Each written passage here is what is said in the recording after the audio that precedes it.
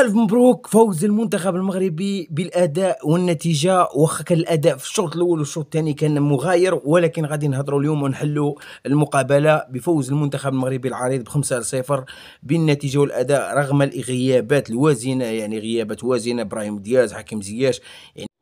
السلام عليكم ورحمة الله تعالى وبركاته. أخوتي الأعزاء، مرحبا بكم في فيديو جديد على قناتكم وقناتنا مغرب فيرست الثانية. في هذا الفيديو أصدقائي غادي نشوفوا أول تعليق جزائري بعد الفوز الرائع للمنتخب الوطني المغربي على نظيره إفريقيا الوسطى ب5 أهداف مقابل لا شيء. سجل الأهداف أصدقائي كل من هدفين للغوليادور أناحي وأيضا سفيان رحيمي وأيضا الزلزولي، وختامها مسك أشرف حكيمي. فيديو رائع جدا أصدقائي، كنتمنى إن الفيديو إعجاب ديالكم، ما تبخلوش علينا بجيم والاشتراك في القناة باش تكبر العائلة ديالنا أصدقائي، لأنها قناة مغربية بامتياز. كنتمنى الدعم ديالكم، تحياتي لكم وديما ديما ديما مغرب. هذا هو الماتشات اللي كنبغيو أصدقائي، 5-4-3 دائما الفوق، ماشي 1-0 ولا التعادل، هذا ما تنقبلوهمش. خليكم مع الفيديو، تحياتي لكم.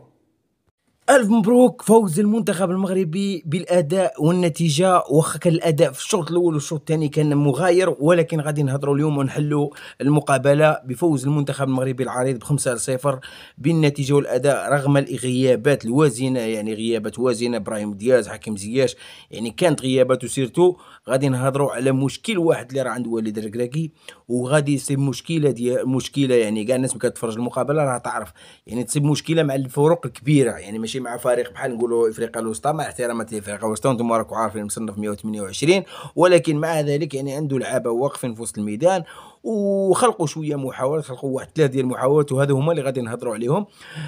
في الهجوم ما شاء الله أناحي، يعني بياسه، يعني كما نقولوا بياسه قابضه. أناحي ما عندكش كيفاش دير تغيره. أناحي لا خطاك أناحي في الميليو تيران هزك الماء، يعني بصراحه خصك تسيب واحد بحال أناحي، ولحد ساعتنا هذا مازال ما كاينش واحد بحال أناحي، نقولوا الحقيقه والصراحه. تقدر تصيب كاملين هذوك اللعابه الا أناحي، لانه أناحي بياسه هذاك الشيء الرفيع ما شاء الله عليه، برافو عليه. لعب انيق، لعب يعرف كيفاش يباسي الاخر ديالو، يعرف حتى في المراوغات ديالو انيق. الاهداف ديالو اللي سجلهم كانوا سجلهم بجوج انيقين، يعني بزاف الحوايج. زيد لهم الزلزولي، اليوم الزلزولي ادى مقابله، واخا هو الركراكي في الاول خربقنا بهذا التشكيل، انا ما فهمت والو في الاول ما نكذبش عليكم، مي النتيجه يعني تبارك الله 5-0 ماشي شي يعني حاجه كبيره واول مره يمكن. والمقابله الزوجه 100% غتكون تقديرات. بصح كندخلوا نصلب التحليل ديالي يا سيدي، يعني متواضع، يعني باقي خلال في اللاكس ديال الدفاع، وباقي خلال في الدفاع ومور الظهر ديال الدفاع. الا تلاقيت مع منتخبات اللي يلعبوا الكره كانوا يعذبوك اليوم، نهضروا لا لوجيك. تلاقى مع منتخب اللي يلعب الكره وتخا تهجم عليه وعنده مهاجمين سراع وفنانه وكشي، يعذبونا علاش؟ لانه باقي الخلل في الدفاع، وهذاك الخلل اللي في الدفاع خاص يصيب له مع الوقت، خاص يصيب واحد التوليفه. نقولوا ان شاء الله مع الرجوع ديال شادي رياض، لانه شفناه يتدرب، مع الرجوع ديال شادي رياض ممكن تصيب توليفه. والرجوع عاود ديال المزراوي اللي غادي يقدر لانه تشوف التشكيله ديال ولد الكراكي في كاس افريقيا راه في راسو يعني نهضروا لا لوجيك. حنا واش رانا نهضروا، واش رانا نحلوا؟ ولكن يعني المشكل ديال الدفاع مع الرجوع ديال المزراوي تقدر. هو اليوم بالعمري ادى مقابله يعني محترمه، مقابله الاولى ديالو محترمه، ولكن ما تجربوش، يعني ما كانوش في الريسك، يعني نهضروا لا لوجيك. هجوميا يعني كان واجد هجوميا، كان يمدد يعني. حركاس عاود كذلك، واخا هي جاتو جوج ديال الفرص، يعني حركاس ما تجربش، يعني حقيقه اليوم ما تجربش، يعني تجرب بفرصه ولا جوج يعني كانوا قادرين يجيبوا هدف فيها. يعني نهضروا لا لوجيك. وحده كان هارب هو ونايف قرد بعاد، طلب باصات في الوسط، ولو كان ماشي الكجوي سلكها يعني كانت ما قدر الله. الزوجه ضربت في الظهر ديالهم وانتم راكم شفتوها. هذا الشيء اللي يبان لي انا، اللي يبان لي يعني ما تجربوش، وما كانوش قدام مهاجمين مجربين. كما لو كانوا بالمثل هذا الدفاع تلاقى مع الكابون شويه، الكابون كانت قاصحه على هذا. المهم المنتخب المغربي فاز بالنتيجه والاداء. الركراكي راه يدور على التوليفه، هذا هو الركراكي. المقابله الزوجه غادي تشوفوا تشكيله مغايره، كاع هذوك اللي ما لعبوش غادي تشوفوهم يلعبوا. ادم ازنو غادي يدخل طروات تشوفوه مقابله كامله. عبقر غادي يولي في بلاصه حركاس ولا يكمل بحركاس يزيد يجربها في المقابله الزوجه، وما ظنيتش غادي يوليو هذاك الاخر ديالو سوى لا نايف اكرد اللي شفناه خرج. واش على العيا، واش عنده شي حاجه اخرى؟ نتمنى ان شاء الله ما يكون حتى شي حاجه اخرى، يكون غير العيا. المهم هذا الشيء تشوفوه كيقولوا له الصحراوي غادي تشوفوه في بلاصه الزلزولي، لانه لعب اليوم الزلزولي وبن صغير لعبوا بجوج. تشوف الصحراوي بلاصتو، اخو ماشي يولي ليه. ممكن يبدا بالناصيري في المقابله الزوجه، يبدا به كمهاجم وراس حربه واحد. والميليو تيران تكون تغييرات بالحيان، ممكن تشوف بالحيان، تشوف السيباري، تشوف المهم ماتش الزوج غادي تشوف مقابله مغايره، تشوفوا تشكيله مغايره، لانه كاع اللي ما لعبوش غادي تشوفهم تيتيلر في المقابله الزوجه. نهضروا على النتيجه كانت يعني عارضه.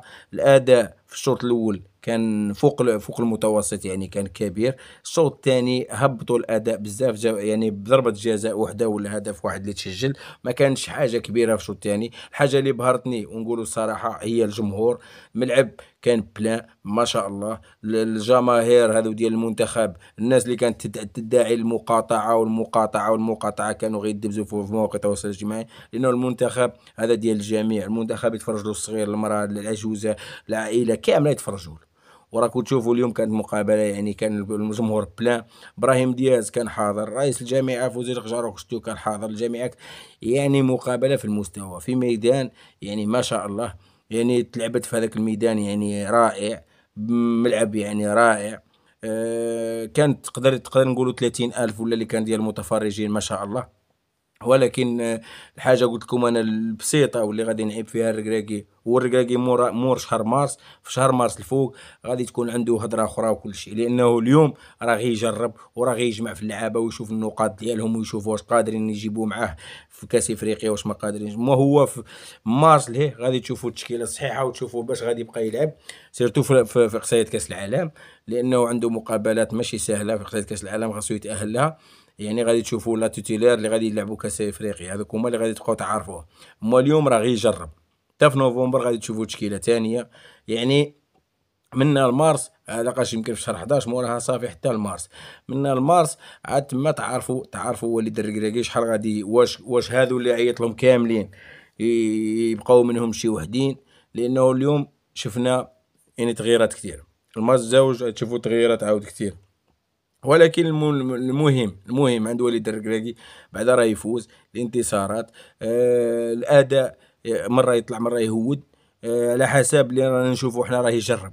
يعني باش اليوم يدخل لك، يعني شحال دخل اليوم جداد، دخل حركاس، دخل بالعمري جديد. شكون اخر اللي دخل لهم جديد؟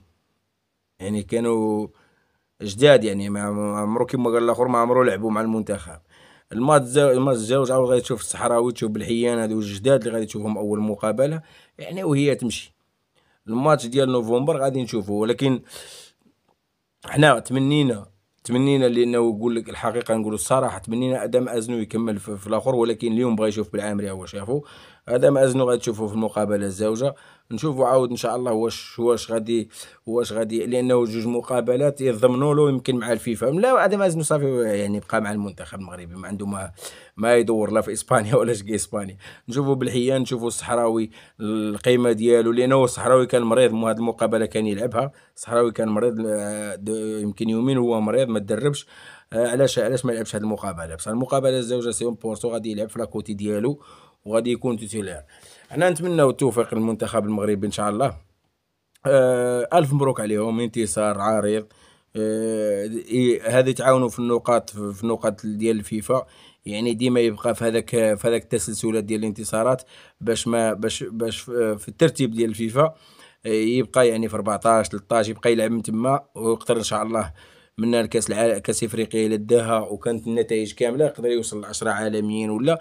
المهم نتمنوا له ان شاء الله التوفيق، وبرافو عليهم. ادوا مقابله. ولكن انا اللي عجبني والبياسه اللي قلت لكم انايا هو اناحي، ما شاء الله عليه، واجرد في الدفاع عاود.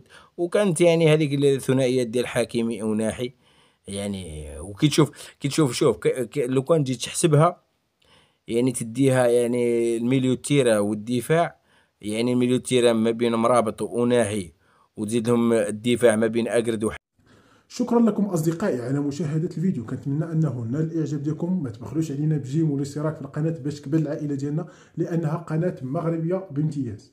اصدقائي كما شفتوا في الفيديو ان قناه فرنسيه فرحانه لان المغرب ساعد البرتغال، وايضا جزائريه لانها كتفتخر بجلاله الملك بعد ارسال الطائرات كنادير الى البرتغال لمساعده البرتغال في هذه الحرائق. والجزائر تقف دائما كتشوف.